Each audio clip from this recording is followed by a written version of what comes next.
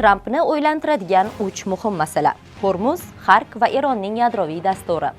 AQSh va Isroilning Eronga qarshi boshlagan urushining 3-haftasida prezident Trampni qaror qabul qilishi kerak bo'lgan 3 ta muhim masala kutmoqda. Hormuz bo'g'ozi muammosi qanday hal etiladi? Eronning hayotiy ahamiyatga ega Xark oroli egallanadimi? Eronning boyitilgan uranini mamlakatdan chiqarish uchun maxsus operatsiya amalga oshiriladimi? Dunyo Eron inqiroziga to'liq diqqat qaratgan. Urush aytilganidek qisqa bo'lmagani, AQSh Isroil hujumlari va Eronning mos javoblari davom etayotgan bir paytda bu mojaro yaqinda tugaydimi yoki qanday burilish sodir bo'ladi kabi masalalar hammamizda katta qiziqish uyg'otmoqda. Hormuz bo'g'ozi, ya'ni neftning muhim dengiz yo'li Eron tomonidan yopiladigan bo'lsa, butun dunyoda neft bosimi oshadi. Bu esa Tramp Hormuz bilan bog'liq muhim masalalar bilan yuzma-yuz qoladi deganidir. Tramp Hormuzda tiqilib qoldimi degan savol ham o'rtaga tashlanadi. Ko'rfazning neftga boy davlatlarini Ummon dengizi bilan bog'laydigan bo'g'oz bu inqirozdan oldin kundalik neft va suyultirilgan tabiiy gaz oqimining 20% ta'minlardi va Eron nazoratida edi.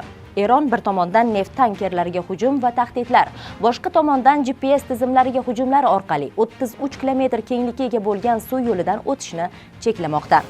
Inqiroz boshlanganida Tramp Hormuzdan chiqishda AQSh harbiy kemalari tankerlarni himoya qiladi deb aytgan edi va Eron tahdidini jiddiy qabul qilmagandi. Biroq neft narxlari 100 AQSh dollaridan oshishi va Eronning qarshilik ko'rsatishi Donald Trampning tashvishlanib, boshqa yechim izlashiga sabab bo'lgani aniq.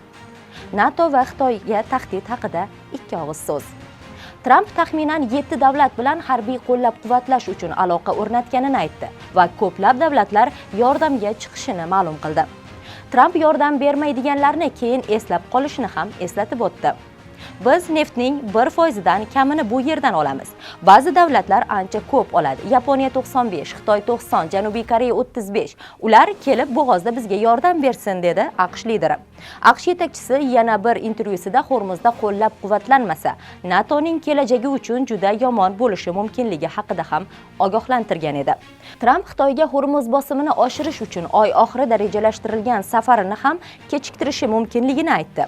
Ayniqsa Tramp Xitoy, Fransiya, Yaponiya, Janubiy Koreya va Britaniyadan yordam kutmoqda.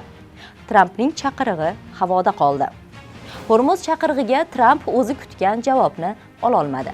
Britaniya bosh vaziri Keir Starmer kerakli choralarni ko'rib, keng miqyosdagi urushga kirmaymiz dedi.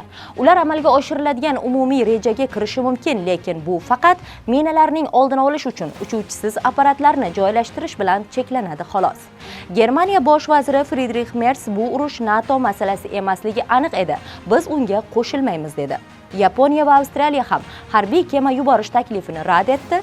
Italiya bosh vazir o'rinbosari va tashqi ishlar vaziri Antonio Tajani ham biz urushda emasmiz, urushga kirmoqchi ham emasmiz va kirmaymiz deya qat'iy pozitsiyasini bildirdi.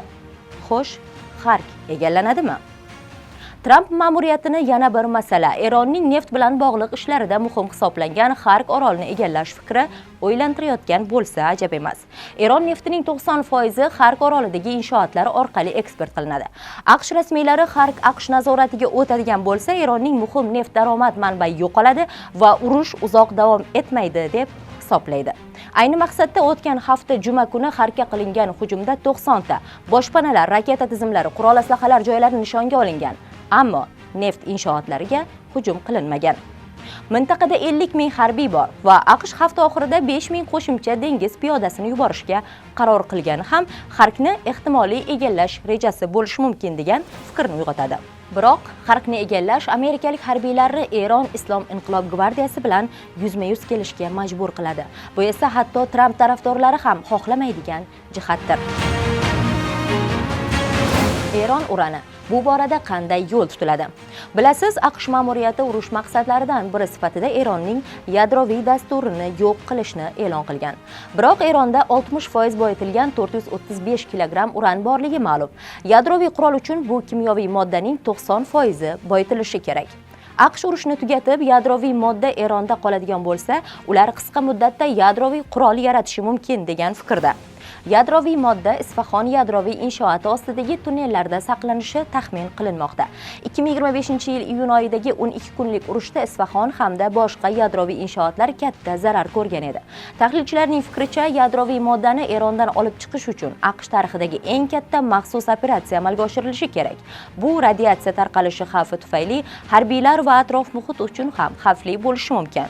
Tramp esa bu borada qaror qabul qilish fikridan yiroq ekanini aytgan edi.